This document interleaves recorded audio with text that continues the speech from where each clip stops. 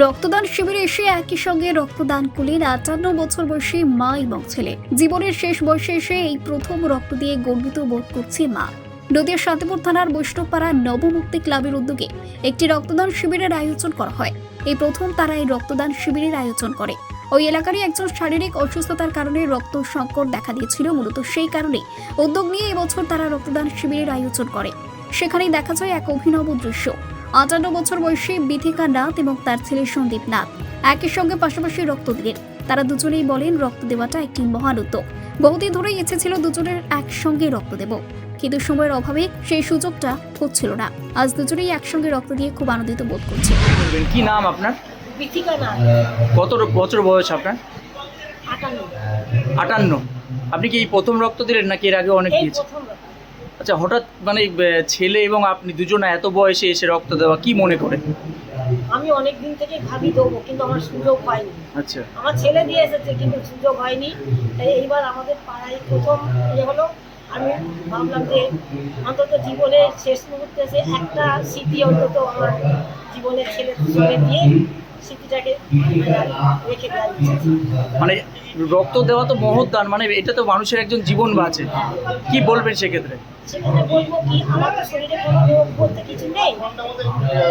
এটা আমার খুব গর্ব যে আমার কোনো শরীরে রোগ নেই। তা সেইখানে দাঁড়িয়ে যদি আমার রক্ত যদি কারোর কাজে লাগে, একটা প্রাণের যদি কোনো কাজে লাগে, সেখানে আমি জানবো যে আমি নিজেকে ধন্য মনে করবো। হ্যাঁ, আমি যদি দেশের একটা কোনো উপকার করতে পারি তাহলে আমি নিজেকে ধন্য মনে করবো। ছেলে তো রক্ত দেয়, উৎসাহ দেন আপনি? হ্যাঁ, আমি শুধু ছেলেকে না, আমি সবাইকেই বলি রক্ত দিতে। নাম আপনার? সন্দীপ নাথ। আচ্ছা, আজকে তো মা এবং আপনি একসঙ্গে রক্ত দিলেন, কেমন লাগছে কি বলবেন? খুব ভালো লাগছে। মায়ের অনেক দিনেরই একটা স্বাদ ছিল রক্ত দেওয়ার, কিন্তু রক্ত দেওয়ানোর সেরকম সুযোগ হয়নি। আমরা তো যেখানে জায়গায় হয়তো সুযোগ পেলাম চলে গেলাম রক্ত দিতে, কিন্তু মার তো সবসময় যাওয়া হয়ে ওঠে না। এবার কোনো সময় খবর পেলাম, কিন্তু এমন টাইম হয়ে গেল যে মাকে নিয়ে যাওয়ার সুযোগ হলো না। আজকে আমার বাড়ির সামনে এখানে একটা বড় সুযোগ ছিলই, সেখানে দুজনে একসাথে দিতে পারে, এটা আরো বড় পাওনা। মানে আপনারা কি বলবেন, রক্ত তো একটা মহৎ দান, সেক্ষেত্রে সবার জন্যই কি এরকম এগিয়ে আসা উচিত? প্রত্যেকটা মানুষের তো উচিত। মানে অনেকে হয়তো ভয় পায় রক্ত দিতে, কিন্তু এতে ভয়ের তো কিছু নেই। এবং এতে মানুষের যেমন উপকার হয়, নিজের শরীরের অনেক উপকার হয়। সেটা দেওয়াটা উচিত আমার মনে হয়।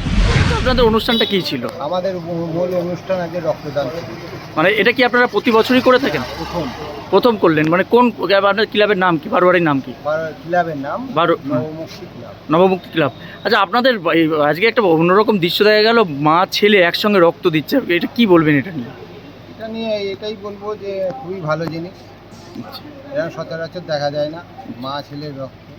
না, হঠাৎ করে এরকম রক্তদান শিবির কেন আয়োজন করলেন, কোন লক্ষ্য নিয়ে আপনারা প্রথম করলেন? অ্যাকচুয়ালি এটা আমাদের একটা রক্তের একটা সমস্যায় আমরা কদিন আগে পড়েছিলাম, আচ্ছা, তার কারণে আমাদের মূলত এই অনুষ্ঠান। কি নাম আপনার? সোমনাথ ব্যানার্জি। আপনি ক্লাবের কোন সদস্য নাকি? সব এই ক্যাশিয়ার বলতে। ব্যুরো রিপোর্ট, জজবা 24 বাংলা।